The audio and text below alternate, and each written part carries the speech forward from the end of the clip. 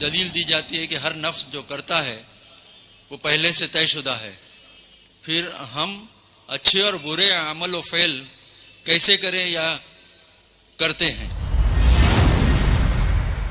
یہ بڑا پیچیدہ مسئلہ ہے قدر کا. تقدیر کا جو تصور ہمارے ذہنوں میں ہے وہ صحیح نہیں ہے. قدر کہتے ہیں اندازے کو، ایویلویٹ کرنا، کسی چیز کی قدر و قیمت کا اندازہ کرنا. اللہ نے ہر جاندار کے لیے ایک اندازہ مقرر کر دیا. مثلا چھوٹی سی چڑیا ہے اور وہ ہوا میں اڑتی پھر رہی ہے. انسان ہوا میں نہیں اڑ سکتا. مشین بنا کر ہوائی جہاز میں اڑ جائے، خود تو نہیں اڑ سکتا. تو یہ ہر نوع کی ایک تقدیر ہے. اسی طریقے سے ہر انسان کی بھی کچھ لیمیٹیشنز ہیں. ہر انسان کو دو چیزیں ملتی ہیں جس میں اس کا کوئی دخل نہیں.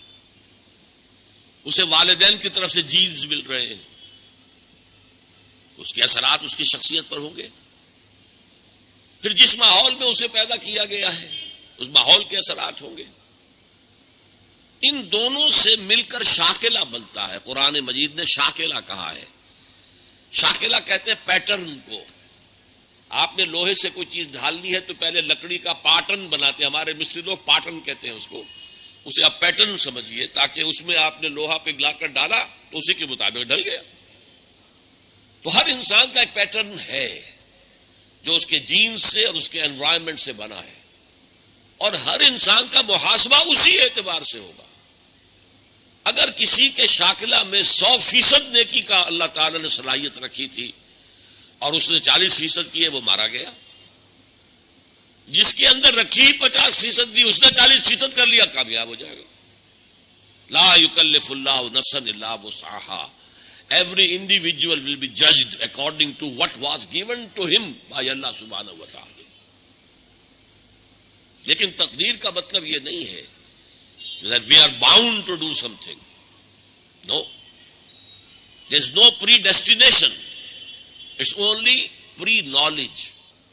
اللہ نے مجھے اختیار دیا، چاہے یہ کرو چاہے وہ کرو، اما شاکرا و اما کفورا. فمن شاء فلیؤمن ومن شاء فلیکفر. جو چاہے ایمان لائے، جو چاہے کفر کا اختیار کر لے. لیکن اللہ کو معلوم ہے کہ تم کیا کرو گے. یہ پری نالج ہے اللہ کا، پری ڈیسٹینیشن نہیں ہے. اللہ نے مجبور نہیں کیا ہے.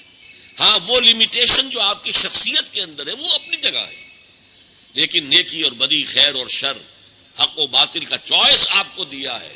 اما شاکرم و اما کفورا.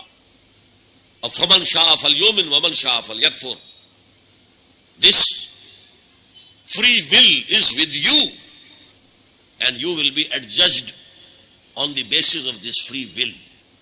البتہ کتنی نیکی تم کر سکتے تھے اتنی کر لی، کامیاب، چاہے وہ مقدار میں کم ہو. اب جب غزوہ تبوک کے موقع پر حضور نے مسلمانوں سے کہا یہ جیش العسرہ ہے، ساز و سامان چاہیے، اب لاؤ پیسے پیش کرو. حضرت ابوبکر نے اپنا سارا ساسا لا کر رکھ دیا. پوچھا اپنے بال بچوں کے لیے کچھ چھوڑ کر آئے ہو؟ کہ کچھ نہیں چھوڑا. صدیق کے لیے ہے خدا کا رسول، بس اللہ کا نام چھوڑ کر آیا ہوں. اب حضرت عثمان نے بہت دولت دی اس وقت. ایک غریب انصاری، اس نے ساری رات ایک یہودی کے باغ میں وہ کنویں سے پانی کھینچ کر باغ کو سیراب کیا. صبح کو اسے کچھ کھجوریں مل گئیں اجرت کے طور پر. اس نے آدھی لا کر اپنے بال بچوں کو دے دی، گھر کا نفقہ، نان نفقہ شام تک کے لیے. آدھی حضور کے سامنے لا کر رکھ دی. جو منافقین موجود تھے انہوں نے تمسخر اڑایا. ہاں جی ہاں، بغیر ان کھجوروں کے تو یہ لشکر جا ہی نہیں سکتا، یہ تو بڑا، یہ تو بہت. حضور نے کیا کہا؟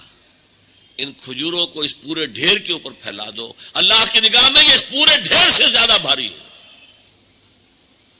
تو آپ جو کچھ کر سکتے ہیں کیجئے. اللہ تعالیٰ کی لاٹھی اندھے کی لاٹھی نہیں ہے جو برابر چلے سب پر، بلکہ ایوری انڈیویجول اس کے علیحدہ علیحدہ حساب ہوگا.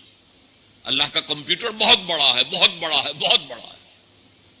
وہ ہر ایک کی قدر و قیمت کا تعین کر لے گا.